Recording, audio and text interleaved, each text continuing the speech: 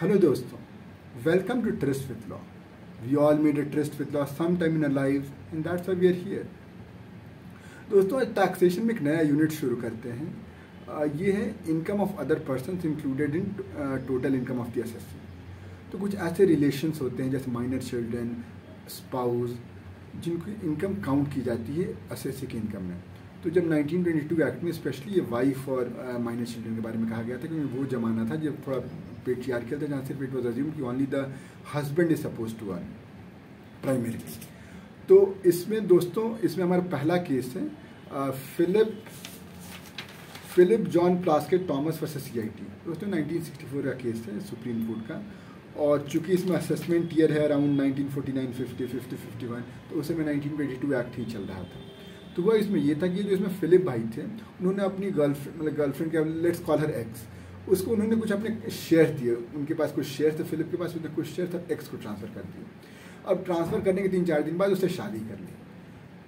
अब जो शेयर थे उसको डिविडेंड उसकी वाइफ को आए होंगे। तो जब असेसमेंट हो रहा था तो उसमें इनकम टैक्स डिपार्टमेंट ने कहा कि आप सेक्शन 16 के 1A में फॉल करती हैं, जहाँ लिखा है कि total while computing total income of wife, वो जो इनकम है whether as to arises directly और इनडायरेक्टली, और उसके थर्ड सब क्लॉज में वाइफ के बारे में बात हुई है, from any asset transfer directly और इनडायरेक्टली टू द वाइफ।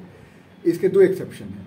पहला, या तो वो जो ट्रांसफ़र हुआ हो या तो एडिक्वेट कंसिडरेशन के साथ ट्रांसफ़र हुआ हो, या दूसरा in agreement for living apart, जैसे मान लो अलग अलग रहना है तो उसके एवज में ऐसे ट्रांसफ़र हुआ हो।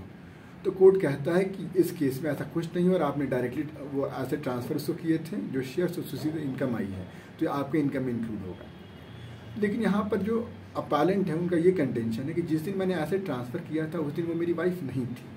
दूसरी बात ये कहना है कि उसके अलावा ये ट्रांसफ़र कंप्लीट हो गया जिस दिन मैंने ट्रांसफ़र किया था, बस it was a complete transfer. और तीसरी बात, मैंने एडिक्वेट कंसिडरेशन लिया था। तो सुप्रीम कोर्ट को ये डिसाइड करना था इसमें कि ये इनकम उसके, ये जो वाइफ की जो इनकम है उस हस्बैंड की इनकम इंक्लूड होगी या नहीं।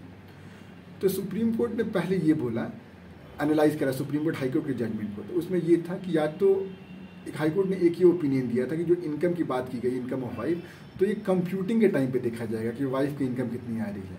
तो व्हाट इज मटीरियल, किस दिन वाइफ है, वाइफ क्या ट्रांसफ़र के टाइम है। देखिए हमारा क्वेश्चन आंसर डिफर कर जाएगा। If at the time of she is wife, if at the time of transfer she is not a wife, तो इसमें नहीं फॉल करेगा। But if what is material जिस दिन कंप्यूट हो रहा है तो उस दिन तो वाइफ थी ही। तो हाईकोर्ट ने कहा था कि जिस दिन कंप्यूट हो रहा है इनकम उस दिन हमें देखना है, क्योंकि उसका लैंग्वेज इसी तरह of total income of wife. लेकिन कोर्ट कहता है कि नहीं, हमें देखना है जिस दिन इनकम एक्रू हो रहा है, क्योंकि लिखा है टोटल इनकम ऑफ वाइफ, और पूरे इनकम टैक्स एक्ट में हम कंप्यूटेशन का टाइम नहीं देखते हैं, एक्रूअल का टाइम इंपॉर्टेंट है। But that is also not favouring our SSC, क्योंकि एक्रूअल भी जब हुआ था तो उस समय उसकी वाइफ थी, क्योंकि ट्रांसफ़र करने के 3 दिन बाद से वो वाइफ उसकी हो गई थी। बट देन कोर्ट कहता है कि एक्रू हो रहा वही देखना है। बट एक और उसमें कंडीशन लगी हुई है, अगर हम थर्ड सब क्लॉज में जाएंगे तो वो लिखा हुआ है from any asset transfer directly और इनडायरेक्टली, वहाँ पे एक बार और लिखा है टू द वाइफ। तो मतलब जिस दिन ट्रांसफ़र हुआ उस दिन वाइफ होनी चाहिए थी। तो फ्रॉम दिस अब जजमेंट हमें दिख ही रहा है कि किसके फेवर में आएगा। लेकिन ये लोग ऑब्वियसली जो इनकम टैक्स डिपार्टमेंट ने एक इंग्लिश केस को साइड किया, जो कि Vestey versus commissioner of inland revenue. उसमें ये लिखा था कि हस्बैंड और वाइफ को एक यूनिट मानना चाहिए, क्योंकि जो हस्बैंड का इनकम होगा उससे वाइफ भी बेनिफिट होगी और वाइस वर्सा। लेकिन कोर्ट ये कहता है कि हमारे यहाँ एक्सप्लिसिट लॉ में लिखा है कि हम उतनी इनकम वाइफ के हस्बैंड के लिए मानेंगे जितनी हमारे 16(1)(a)(3) में दिया हो, कि एक तो जिस दिन एक्रू हो रहा है उस दिन वाइफ थी, और दूसरी from any asset transfer directly और इनडायरेक्टली टू द वाइफ। तो इसलिए ये कंटेंशन भी डिफीट हो गया इनकम टैक्स डिपार्टमेंट का। और final contention income tax department का ये था कि this transfer was the nature of gift, और ये कंडीशनल गिफ्ट होता है कि जिस दिन आपकी शादी होगी उस दिन आपके मिल जाएंगे।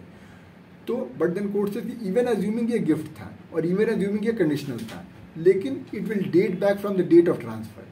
तो इसलिए ट्रांसफर उसी दिन हो गया था, और जिस दिन ट्रांसफर हुआ तो उस दिन वाइफ नहीं थी। इसलिए जो इनकम है ये वाइफ की इंडिपेंडेंट इनकम रहेगी, हस्बैंड में काउंट नहीं होगी। तो दोस्तों आई होप आपको ये केस समझ में आया होगा, और कोई दिक्कत कोई परेशानी आप कमेंट सेक्शन में जरूर बताइएगा। मिलते हैं एक नए वीडियो में एक नए केस के साथ। Till then let's continue with trust with law. Bye bye.